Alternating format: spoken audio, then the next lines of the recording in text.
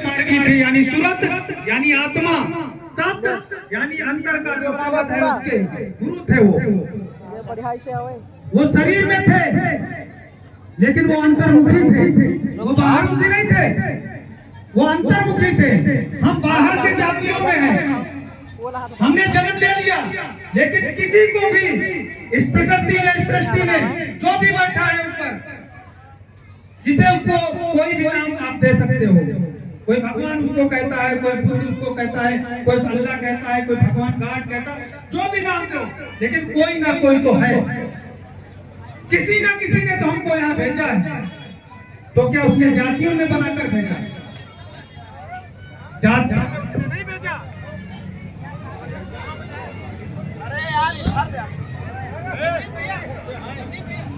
उसने मनुष्य को भेजा, और मनुष्य यहाँ हिंदू, मुस्लिम, सिख, ईसाई, ठाकुर, पंडित, यादव, कुशवाहा, मौर्य, पता नहीं कितनी जातियों में बंटता चला गया इंसान। आज दलित समाज के ऊपर जो अत्याचार हुआ हजारों साल से हो रहा, आज से नहीं हो रहा। और अत्याचार किस बात पर? केवल छुआछूत, ऊंच नीच का भेदभाव आज से नहीं, हजारों साल से हो रहा। और जब वक्त आया, जब राजतंत्र और मुगलों का शासन, अंग्रेजों का शासन, हूणों का शासन, सांकों का शासन, और उसके बाद जब राजतंत्र खत्म हुआ, लोकतंत्र आया, संविधान लागू हुआ, तो क्या जिम्मेदारी थी? नेताओं की जिम्मेदारी थी कि जो समाज के दबे कुचले लोग थे उनको बराबरी पर लाने की जिम्मेदारी थी। क्या किसी नेता ने किया? किसी ने नहीं किया। आज 78 साल हो गए, बराबरी का दर्जा मिला? नहीं मिला। छुआछूत, धूम फाकट खत्म हुआ? नहीं खत्म हुआ, और ना खत्म होगा। ये आप अपने दिमाग से निकाल दो कि ये कभी खत्म होगा, कभी नहीं खत्म होगा। जब तक इस देश में धार्मिक कट्टरवादी मजहबी नेता रहेंगे, तब तक इस देश से जातिवाद कभी खत्म नहीं होगा। और ये खत्म तभी होगा जब देश की जनता संगठित होगी, देश के लोग संगठित होंगे, तब ये खत्म होगा। आज चारों तरफ नफरत के बीज बोए जा रहे हैं, चारों तरफ। आप देख लीजिए, अभी तक हिंदू मुसलमान, हिंदू मुसलमान, और आज सवर्ण, दलित और बैकवर्ड। ये हो रहा देश में। क्यों हो रहा है? क्या आपको पता है? ये जितने ऊपर बैठे नेता हैं, जितने भी हो, किसी भी जाति बिरादरी के हो, सब अरबपति खरबपति, कोई यहाँ पर बैठा हो, बता दो जो लड़ाई लड़ता हो समाज की, कोई गरीब हो नेता बताओ? कोई गरीब नहीं। सारे नेता अमीर हैं, सारे नेता पैसे वाले हैं, और सबके बच्चे विदेशों में पढ़ रहे हैं,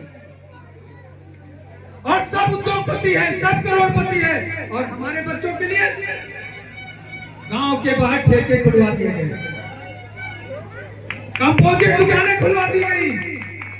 क्यों? हमें शिक्षा का अधिकार नहीं? बाबा साहब ने क्या कहा? शिक्षा शेरनी का दूध है, और जो पिएगा वो दहाड़ेगा। दहाड़ोगे तब जब पढ़ने का तुम्हें अधिकार मिलेगा, तब। कैसे दहाड़ोगे? जब पढ़ ही नहीं पाओगे, दहाड़ोगे कैसे? सब कुछ खत्म कर दिया है नेताओं ने। समाज को बराबरी का दर्जा देना चाहिए। मैं मनुष्य हूँ, मैं भी। लोग किसको कहते हैं कि क्षत्रिय परिवार में तुम पैदा हुई। मैं क्षत्रिय परिवार में नहीं, मैं मनुष्य परिवार में पैदा हुआ।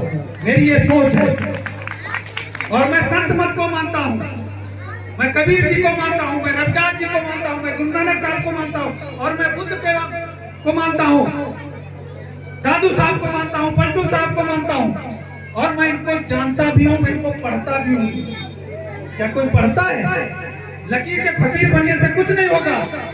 अगर अपो दीपो भव की बात कही है बुद्ध साहब ने, 5 उन्होंने मूल मंत्र दिए, चोरी, हिंसा, पाप, ये सब कुछ है। क्या हिंसा में कितनी चीजें आती हैं? लेकिन आज हम शराब भी पी रहे हैं, आज हम मीट मुर्गा दारू भी खा रहे। क्या बुद्ध जी ने बताया? नहीं बताया। क्या हम उनके आचरण पर चल रहे? नहीं चल रहे। मैं देखता हूँ, मैं किसान यूनियन से जुड़ा हूँ, क्योंकि ये देश ऋषि और कृषि का देश है, संतों का देश है और किसानों और मजदूरों का देश है।